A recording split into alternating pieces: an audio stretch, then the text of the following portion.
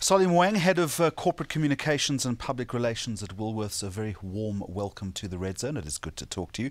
Let me start with this, protecting corporate reputation in the retail sector. I would suggest to you it has become incrementally more difficult.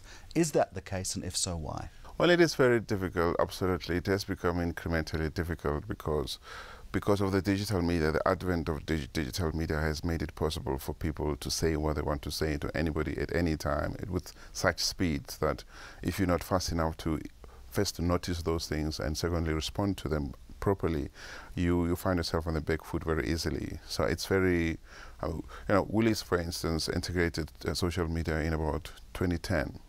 And they didn't see it coming. When the Frankie story hit, for instance, it was like we describe it as a bucket of water in the face. It was a tidal wave, wasn't it? Yeah. It was a tidal wave, but from then the business has learned a lot about how to manage those platforms. Let's look at two aspects. One is response and response time, but I'm more interested within the organization itself. Do you have a dedicated social media reputation unit or division that is constantly monitoring and evaluating anything that might affect your reputation? Absolutely. How do you do that? 24/7. We have a team that is always 24/7 monitoring the media. We have a separate social media team, but we also have a media relations team, which is also looking at other aspects of media, all digital media. So we have people constantly looking at things that could be remotely related to something we're doing, something we're planning to do, something we've done in the past, or anything that could pose a potential threat. And these people are skilled enough to red flag it if there's a problem that needs to be reacted to. The most basic people who monitor the conversations are not the ones who will, they do not respond directly. They will acknowledge. If it's a big problem, they will acknowledge it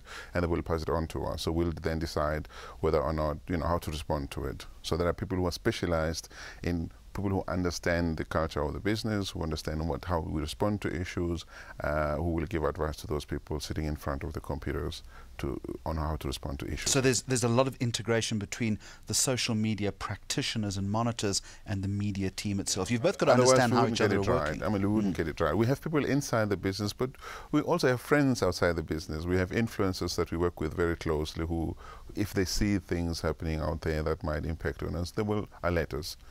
We have people on our own platforms, as I say, who constantly monitor what's going on.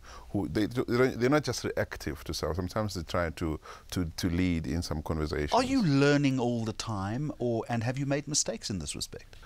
You can't stop learning. I think that with social media, how to respond to issues on social media, there are no ground rules that are fixed. Sometimes you have to go to make the rules as you go. You might remember that when the Frankie's story hit, not the Frankie's, but the EE story 2 years ago, the business had to shut down its Facebook page, and everybody said, "Wow, you can't do that. That's not." But the thing is, at that point, we had gotten to a point where extreme right-wing groups were abusing the platform to propagate their own extremist messages, and we couldn't allow people to abuse that platform for conversations that had absolutely nothing to do with the issue at hand at the time. So we shut it down. We did explain why we're doing it. We shut it down, and I think that people understood why we did it afterwards. There are some brands that eschew social media completely. They're not involved in Twitter. They don't have a Facebook presence. They have a minimal website presence. They seem to get along just fine. Why is it important to be in this space? Look, Woolworths targets the upper LSM levels 8 to 10. They are generally people who are read, who are knowledgeable, who know what's happening in the world, in other worlds, who are opinionated, who easily share their opinions, who will ask us the most difficult question. I mean, they will ask of Woolies questions they will never ask other retailers. You make the point, the higher the economic status, the harder the questions are posed to any company. So you have to interact with those people. You have to talk to them, and sometimes they will do your job for you if you converse with them properly. We've had interactions, for instance, with Greenpeace, which was about sometime last year. It was going at big retailers for apparently some of the toxic waste that is being thrown in rivers in some South Asian countries. There are dyes that are used in textile and stuff. We knew they were going at big retailers. We saw them coming out. Well, they were not yet coming to our door, but before they even did that, we went to them. We knocked on our door and said, "Hey, we see you doing this. Let's have a conversation. And it worked for us. I want to raise one final issue with you. It's all very well to have the external facing strategy in this respect, but internally it's critical. You say it's become customary for companies to develop long lists of corporate values. Tech, we all know that. But only a few are good at making sure that their employees and suppliers know and understand them.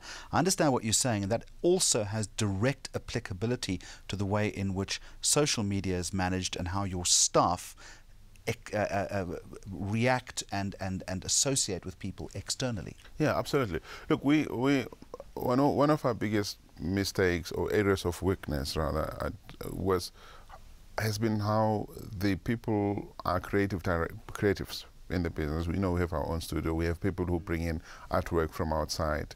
How they acknowledge issues of PR, intellectual property, trademarks, how stuff gets brought into the business from outside without following the proper steps. So we've learned a few lessons from people who took stuff from outside the business, brought it into the business without properly acknowledging where it came from. Now we have measures in place. We're making sure that everybody understands basically we have values in the business, how you interact with your suppliers, how you interact with people inside the business, but what sort of things you need to do before you bring stuff into the business. We're going throughout the business, teaching people about reputation. Woolies, it trades on reputation. It's all you have. It takes one person to misbehave, and you can say it. If it comes from Woolies, there are always people out there who are ready to jump onto it. Best managed companies are those companies that are as transparent as possible, internally and externally. Sally Moeng, we're going to leave it there, Head of Corporate Communications at Woolworths. Appreciate your time. Thank you very much for joining us.